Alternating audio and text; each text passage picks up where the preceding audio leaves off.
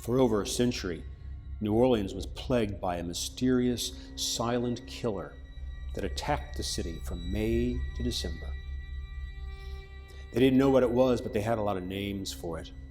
Names like Yellow Jack, after the flag flown on ships warning of sickness on board. They called it Bronze John and Saffron Scourge after the pale skin of the victims. And then they called it Vomito Negro after one of the more hideous symptoms. The first recorded epidemic in New Orleans was in 1796, taking 600 of the 8,000 residents.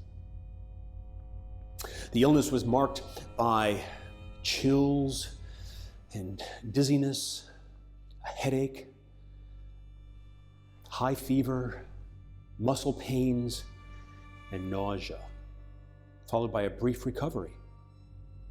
But then a toxic phase could follow that included jaundice and bleeding from gums and ears and nose, and delirium, fits, coma, liver and kidney failure, and then, at its worst, death. Young, vibrant adults might have been strong, but they were at the greatest risk of the killer. Children would become weak, but recover. The elderly had a very high rate of recovery with immunity, likely due to some previous infection as a child. More men than women were victims. And in the years 1851 to 1855, up to 10% of the population that didn't flee town died in the plagues that included smallpox and malaria and cholera. Thinking it was some airborne miasma, the city burned smudge pots in the streets, filling the air with thick black smoke. They fired cannons to break up and dispel whatever might be hovering around the city. Medical treatments included bloodletting, blistering, purging, leeching, and consuming 1 cup of mercury a teaspoonful at a time. Now, the smoke might have actually provided some relief, but the population was unaware of the reason. According to published reports, corpse carriers began driving wagons through the streets daily, calling for the living to bring out their dead. And during the epidemic of 1853, 30% of the 150,000 residents evacuated the town. Many may have already been unknowingly infected, and their flight possibly spread the disease. They couldn't build cemeteries fast enough. Most of the cemetery workers were afflicted or dead. Churches and relief societies couldn't complete orphanages quickly enough. Tales abounded of corpses stacked like cordwood and then pulled unceremoniously with firemen's hooks into shallow troughs and covered with soil. That year, 1853, the August 11th edition of the New Orleans Daily Crescent reported a scene from one of the cemeteries. At the gates, the winds brought intimation of the corruption lurking within, the rank atmosphere from rotting corpses.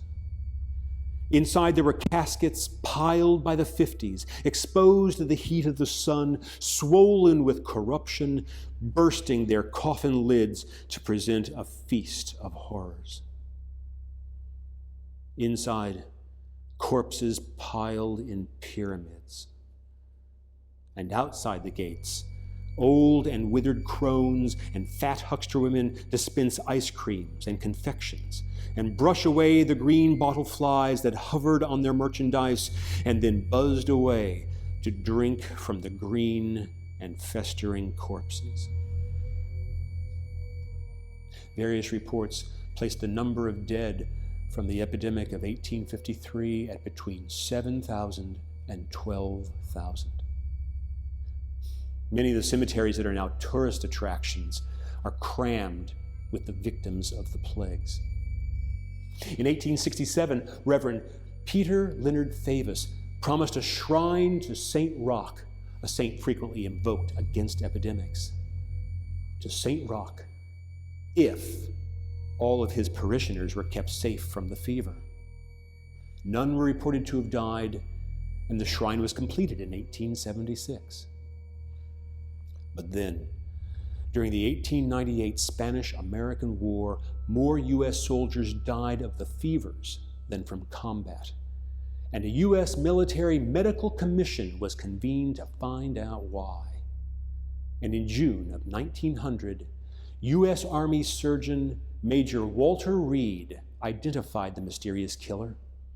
It was a virus spread by a mosquito, the Aedes aegypti, bearing contagion from human to human to human.